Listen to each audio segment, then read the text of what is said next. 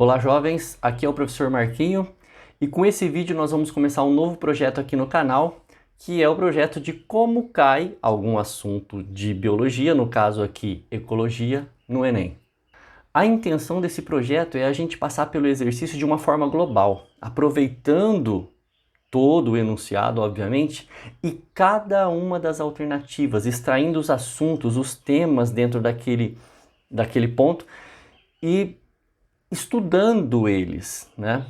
Com isso você vai ter um direcionamento de como é a cara da ecologia no Enem, tá bom? E a primeira questão que a gente vai usar para trabalhar é essa questão 95 do Caderno Azul de 2020. Eu vou ler ela para vocês e a gente já começa a análise.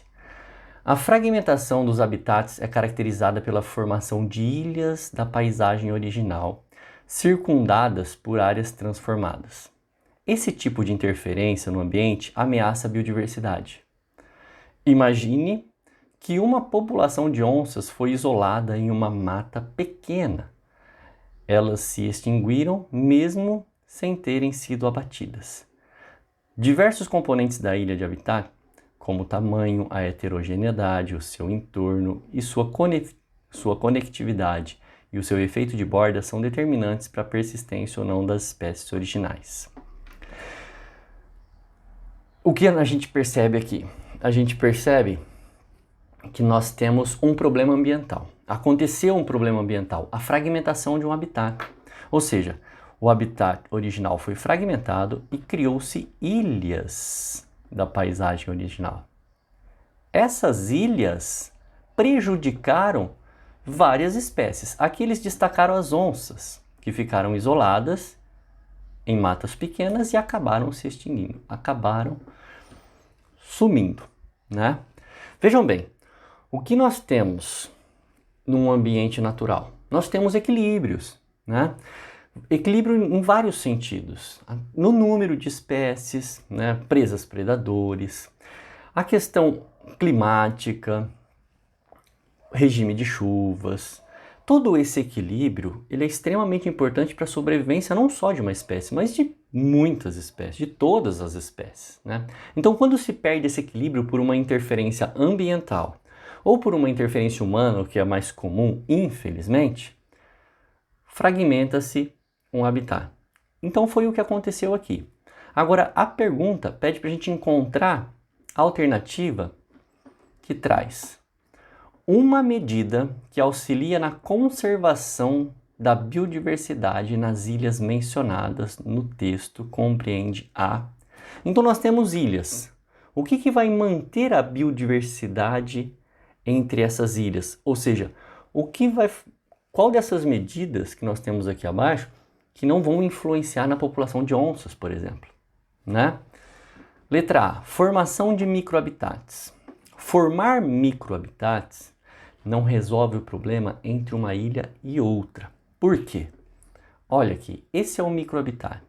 Nós estamos em um habitat maior, né, uma região existente, caiu um tronco de árvore e criou-se um habitat pequeno aqui em volta desse tronco de árvore, em cima dele. Tem plantas específicas, tem micro-organismos, tem insetos, tá? Então, quer dizer, é um habitat muito pequeno. No caso ali, nós temos ilhas de um ambiente onde viviam onças, então são ilhas de florestas, né? De uma floresta. Então não tem como as onças ocuparem um espaço de microhabitat. É impossível. Letra B. Ampliação do efeito de borda. Efeito de borda é um efeito negativo a um ecossistema. Veja bem, nós temos aqui, ó, um ecossistema de floresta com um efeito de borda. Tá vendo o que aconteceu aqui na borda dessa floresta? Ela foi prejudicada. Cadê a vegetação alta? Né? Cadê as grandes árvores aqui nessa borda? Elas sumiram, muito provavelmente pela ação humana, né? A agricultura, a pecuária sempre avança em direção às florestas, infelizmente, e acaba prejudicando o ecossistema. Então não é uma medida de conservação. Letra C. Construção de corredores ecológicos. Lembra que nós tínhamos ilhas Então, construir corredores ecológicos interliga essas ilhas. Essa é a nossa resposta, tá bem? Por que a nossa resposta? Vamos lá. Essa ilha de baixo aqui, ó, vamos analisar aqui, ó. Essa ilha de baixo, se ela está totalmente separada da ilha de cima, significa que não vai haver interação, relação entre os seres vivos das duas ilhas. Eles vão ficar isolados, que foi o que aconteceu com as onças, até elas desaparecerem. Quando nós temos um corredor ecológico, a gente permite o fluxo de seres vivos de uma ilha para outra. E essa é a sacada. Essa é a vantagem, essa é a medida de conservação. Por quê? Tendo esse movimento dos animais e tendo essa liberdade do crescimento vegetal nesse corredor ecológico, vai acontecer, além desse deslocamento animal, né? E consequentemente conseguir encontrar alimentos e reproduzir mais com mais seres vivos da própria espécie, né? Vai acontecer também dispersão de sementes, o que vai fazer com que as plantas também se espalhem. Então a tendência é aumentar a biodiversidade e não diminuir, tá bem? Então essa é a nossa resposta, que auxilia a conservação. Porém, a ideia aqui é a gente não focar só na resposta. A ideia aqui é a gente entender por que as outras estão erradas. E lógico, aproveitando para aprofundar os assuntos, né? Vamos para a letra D para entender por que ela está errada.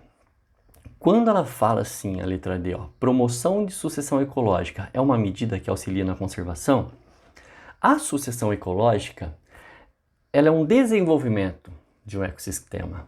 Vamos ver. Nós temos aqui, ó, um ecossistema crescendo e sendo representado por 3 etapas. Estou destacando essas 3 etapas aqui para vocês. Tá? Eu vou nomear essas 3 etapas aqui. Essa primeira etapa, que tem poucos seres vivos, que estão chegando num ambiente inóspito, né? Sem condições, é a etapa que nós chamamos de ecese. A ecese, ela é habitada, né? Essa etapa ela é habitada por seres vivos pioneiros, tá? Os pioneiros que a gente mais comenta são os líquens, porque eles se instalam em rochas, liberam seus ácidos e acabam fragmentando essas rochas, criando condições para a segunda etapa acontecer, que é a etapa séries. Séries é uma etapa formada por animais, vegetais de transição, que vão deixar o ambiente mais preparado ainda para a última etapa, que é a etapa clímax. Na etapa clímax nós temos o ecossistema pronto, fechado, completo, no sentido de estar completamente equilibrado. É aqui que existe uma grande biodiversidade, que existe uma grande biomassa e existe principalmente um equilíbrio entre matéria orgânica produzida e matéria orgânica consumida. Então a floresta é autossustentável, tá?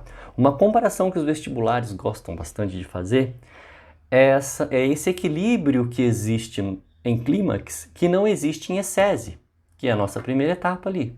Em ecese não pode ter equilíbrio, por quê? Como está começando o desenvolvimento de um ambiente, no começo é necessário ter mais matéria orgânica disponível do que matéria orgânica consumida, então não pode ter equilíbrio, né? Tem que produzir mais do que consome, tá bem? Então, para a gente fechar essa ideia de sucessão ecológica, vale lembrar que a sucessão ecológica chamada de primária é aquela que se origina primeiro. Imagina, nunca teve nenhum ecossistema ali, vai formar um ecossistema pela primeira vez naquela região. Então, é uma sucessão ecológica primária.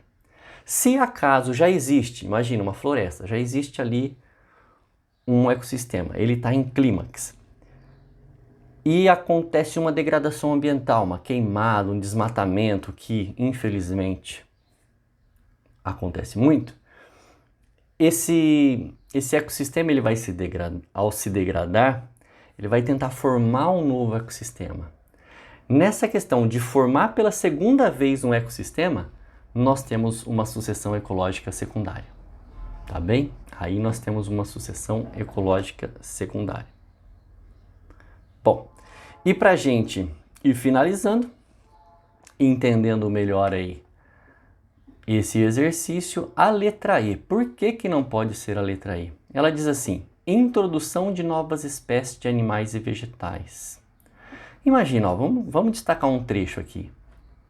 Nós estamos falando de uma população de onças isolada em uma mata pequena. Então nós temos população de onças isolada em uma mata pequena. Tudo em volta não ajuda. Será que se eu ficar introduzindo seres vivos aqui, eu vou resolver esse problema? Eu vou conservar a biodiversidade? Eles vão continuar morrendo, entendeu? Então é mais interessante que eu crie o corredor ecológico para interligar as ilhas, né? E essa interligação entre as ilhas vai fazer com que o comportamento natural das espécies já se ajudem. Tá bem? Bem, meus jovens, espero que tenham gostado. A intenção é destacar um outro assunto no próximo vídeo. Essa é a nossa aula 1 de ecologia, porém nós teremos outras aulas tratando assuntos de ecologia que também caem no Enem, que são tendência do Enem, tá? Acompanhem o canal. Semanalmente o professor vai estar postando aí as aulas. Eu peço para vocês que deixem seus comentários, suas dúvidas aí, que o professor vai responder todas, tá bem?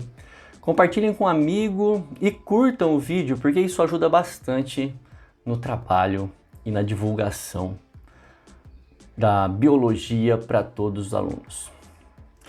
Beijos e abraços, espero ter ajudado. Até a próxima.